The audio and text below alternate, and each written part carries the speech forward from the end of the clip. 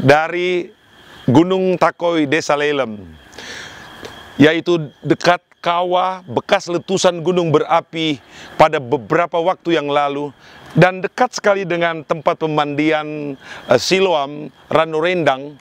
Kami menyampaikan sesuatu bagi saudara tentang 12 bencana dalam Alkitab bagian kedua.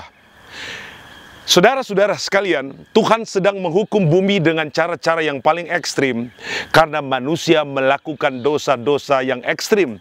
Manusia tidak kunjung sadar, padahal manusia itu dihajar oleh Tuhan dengan berbagai bencana yang sangat mengerikan. Bencana yang ketujuh, bencana hujan es. Itu pernah terjadi di zaman dulu di Firaun, bagaimana orang-orang Mesir dihajar dengan hujan es. Tapi Alkitab dalam buku Wahyu mencatat bahwa hujan es akan turun seberat 50 kilogram. Itu akan menghancurkan banyak properti, menghancurkan begitu banyak infrastruktur, untuk membuat manusia mengerti dan sadar bahwa Tuhanlah yang berkuasa atas langit dan bumi dan segala isinya. Yang kedelapan, bencana di laut.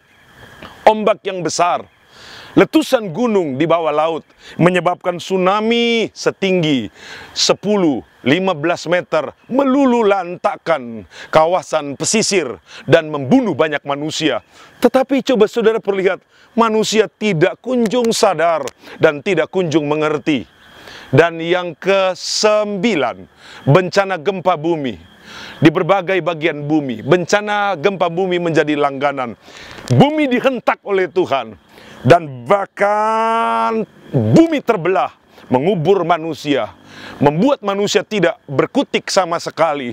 Ini adalah bentuk amarah Tuhan, karena melihat kelakuan manusia yang terus bobrok dan terus jahat dan tidak bertobat.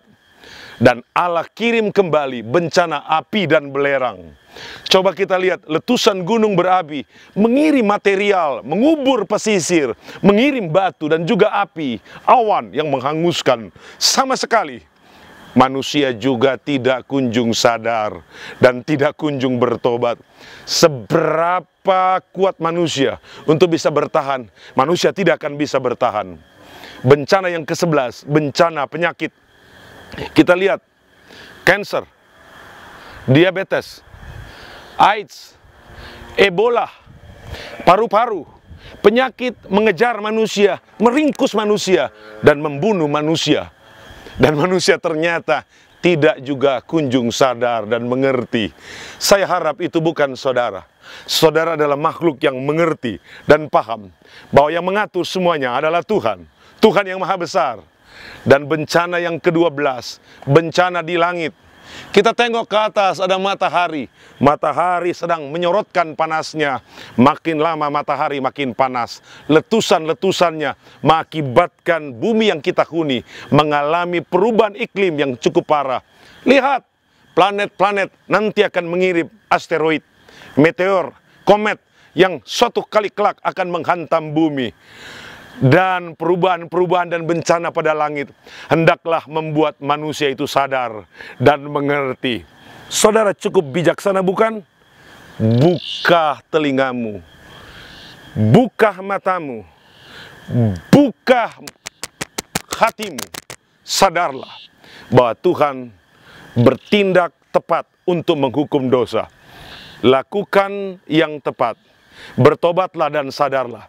Tuhan mengasihimu, Tuhan menyayangimu. Segala puji hormat bagi nama Tuhan. Inilah berita sorga bagimu hari ini. Bertobatlah dan sadarlah. Sampai jumpa pada episode yang akan datang.